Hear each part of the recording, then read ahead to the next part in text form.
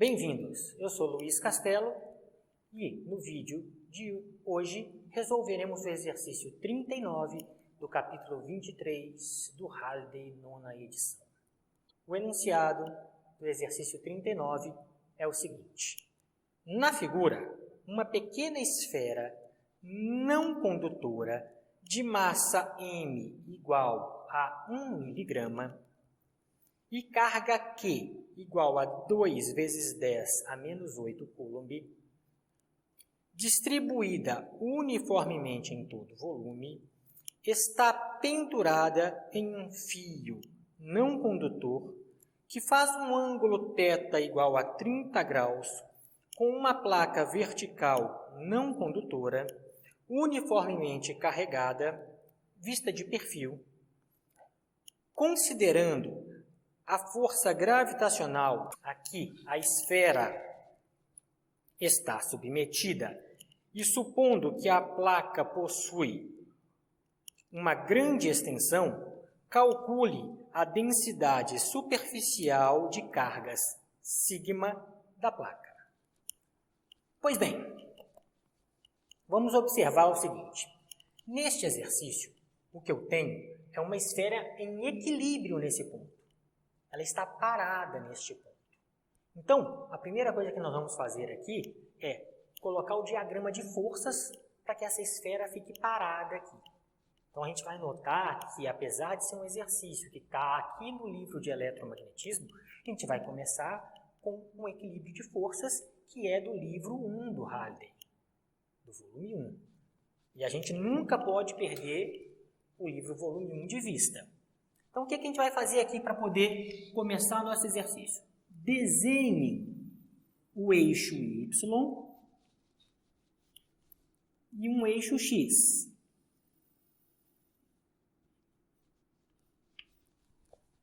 Desenhado o eixo Y e o eixo X, eu vou supor que essa esfera esteja na origem do eixo que eu desenhei. É como se eu tivesse desenhado o eixo aqui, ó.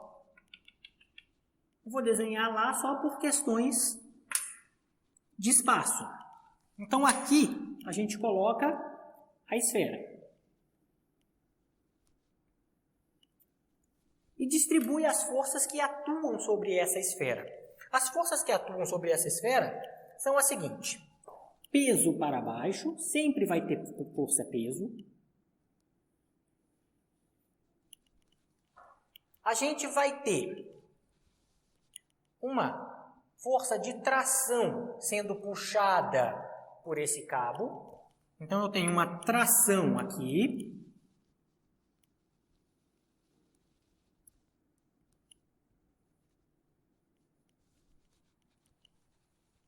E eu tenho uma força elétrica atuando sobre esta partícula. Por que uma força elétrica? Porque essa placa produz campo elétrico. Uma partícula carregada na presença de um campo elétrico, vai existir uma força elétrica. Então, aqui existirá uma força elétrica. Vamos agora só lembrar quem é P e quem é força elétrica.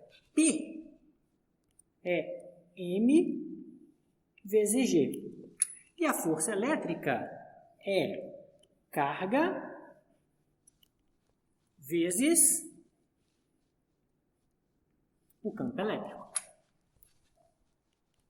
A gente deve, para ficar bem mais fácil, resolver esse exercício no eixo Y e no eixo X de forma separada. Então, vamos ver o que está acontecendo em cada um desses eixos. Vamos lá olhar o que está acontecendo em cada um desses eixos. Lembrem que, se eu considerar essa placa como ela estivesse aqui, o ângulo θ estaria aqui. Então, vamos ver o que está acontecendo. A primeira coisa para eu ver o que está acontecendo é, se eu tenho um vetor, que no caso meu é a tração, que não está nem sobre o eixo Y, nem sobre o eixo X, eu tenho que decompor ele. Então, vamos decompor esse vetor aqui. Na hora que eu decompor esse vetor, eu vou achar aqui, ó, para cima, um vetor PY, ou seja, P na direção do eixo Y. E para cá,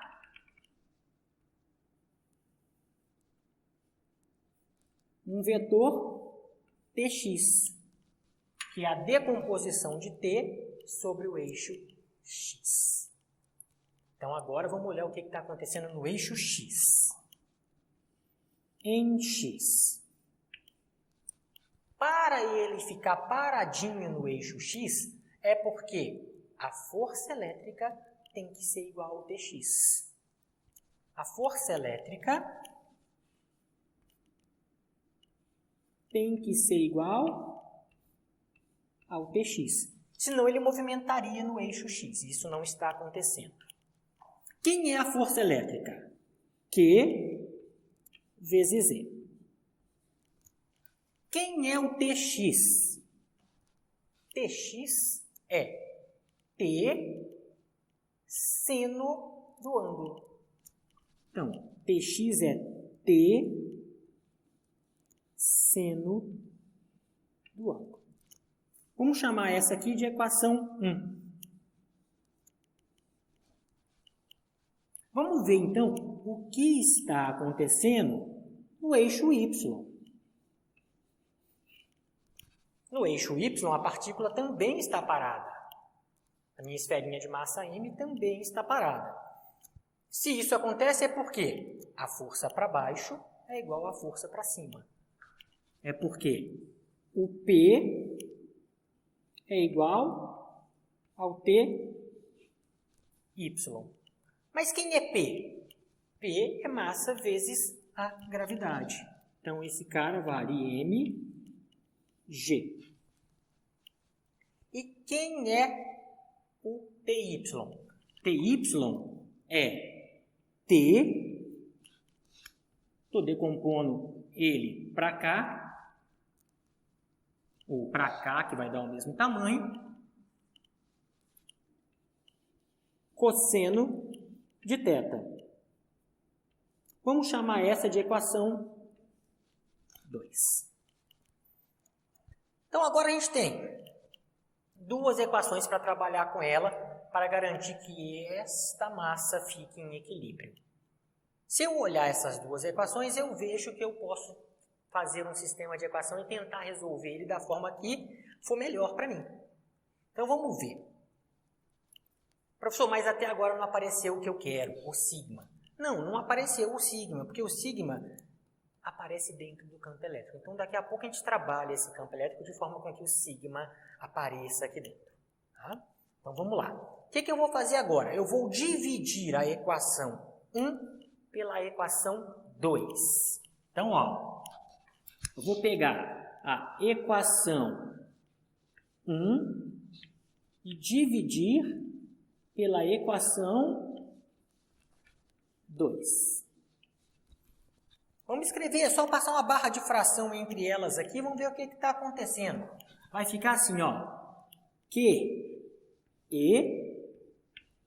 da equação 1, dividido pelo lado de cada equação 2, mg é igual a T seno de θ dividido pelo T cosseno de θ. Eu já sei que eu posso cortar os t's. Opa, cortei os t's. Se eu corto os t's, eu já vou isolar agora a letra E, o campo elétrico. Porque é a partir do campo elétrico que eu vou determinar o que eu quero, a densidade superficial de carga, o sigma. Mas antes, já percebam que eu tenho um seno dividido por cosseno. E todo mundo já sabe aqui que seno dividido por cosseno é tangente. Então, esta equação ela é reescrita da seguinte forma, já isolando o E. E é igual a mg tangente de θ sobre Q. Se eu quisesse o E, estava feito, mas eu não quero o E. Então, agora vamos ver. Que E é este? Este E vem devido a quem nessa figura? Este E vem devido a uma placa não condutora. No Halliday, no caderno de vocês, em algum lugar, vocês vão achar qual é o campo elétrico para uma placa não condutora. Nós aqui vamos deduzir ele para mostrar como é o campo elétrico, e não simplesmente colocar uma fórmula e falar é assim que se faz. Então vamos lembrar como é a dedução do campo elétrico para placa não condutora. Então vamos fazer aqui uma pausa e vamos imaginar aquela placa não condutora. O que a gente precisa então é determinar este E em função daquilo que eu quero responder, que é o sigma. Para isso, vamos usar a lei de Gauss para determinar qual é o campo elétrico de uma placa não condutora. Vamos lá. Imagina aqui que eu tenho uma placa não condutora. Ela está carregada com a densidade de carga sigma, que é o que eu quero saber. E para determinar qual é o campo elétrico gerado por essa placa não condutora, ou seja, que tem carga elétrica dentro dela também, eu vou fazer uso de uma superfície gaussiana, que é um cilindro. Mas lembrem que, pela placa ser não condutora, eu tenho campo dentro dessa placa. Se fosse uma placa condutora, o campo dentro seria zero, mas ela é não condutora. Então, aqui dentro eu tenho um campo elétrico devido a essa área dessa face, que a gente vai chamar de A. E eu tenho campo elétrico pela outra face, também de tamanho A, eu tenho um campo elétrico. Então, aproveitando deste fato de conhecer como é que o campo elétrico está fora e dentro da placa, sabendo que existe campo dentro, isso é muito importante por ser não condutora, eu vou usar a lei de Gauss e tentar descobrir quem é esse sigma em função do E, ou E em função do sigma, como queiram, para depois a gente substituir aqui. Então, olha lá.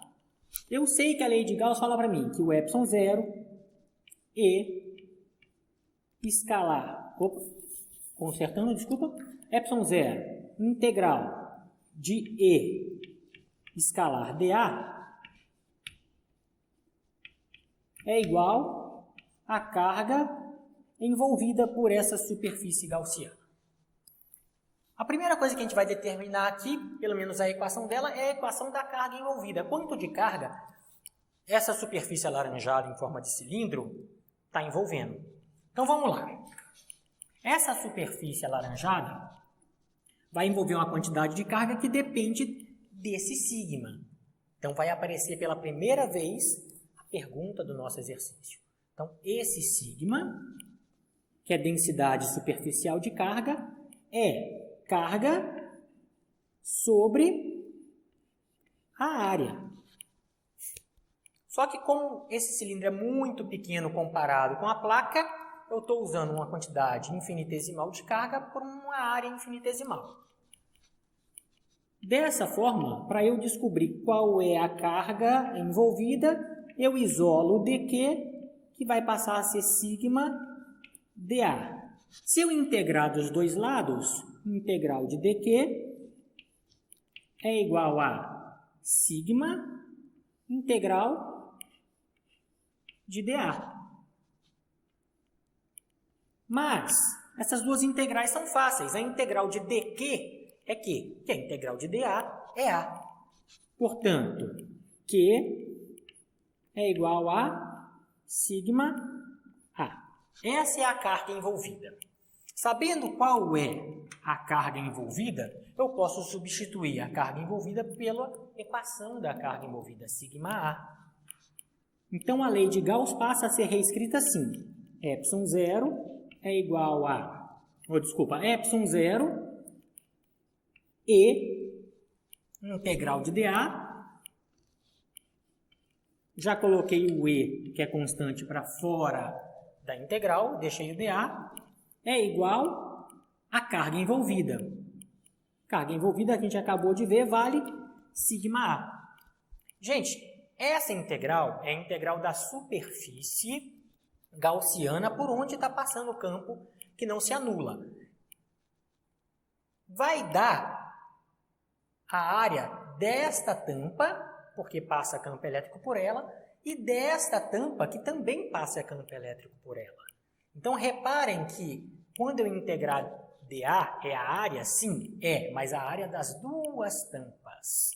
Então, essa equação fica assim, ó, ε0 E vezes a área de uma tampa mais a área da outra tampa, porque é a integral da área por onde o campo passa. E ele passa campo por esta área e passa por esta área. Isso aqui é igual a sigma A. Vamos lá. Só ajustando. ε0 e 2A, ε0 e 2A igual a sigma A. Olha, podemos cortar as áreas e descobrir que o campo elétrico vale sigma sobre 2ε0. Eu descobri quem é o campo elétrico aqui, ó, em função do que eu quero. Agora é só substituir este campo elétrico por este valor. Vamos seguir aqui.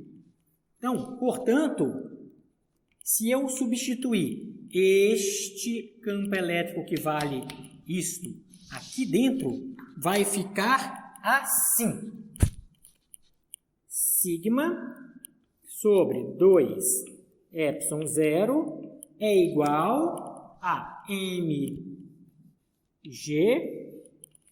tangente de θ sobre a carga. Isola o sigma, substitui valores e a gente acha qual é a resposta do exercício. Eu vou apagar esse lado aqui, a gente vai fazer desse lado para a gente poder ter espaço suficiente. Então vamos lá.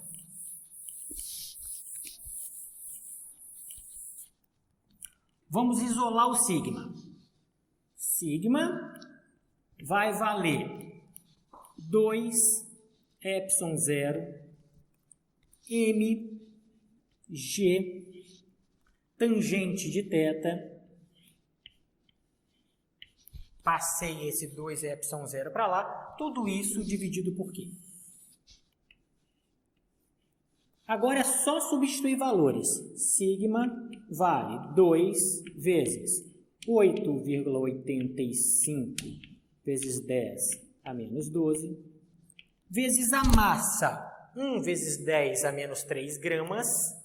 Só que tem que tomar cuidado que a gente vai passar isso para quilo.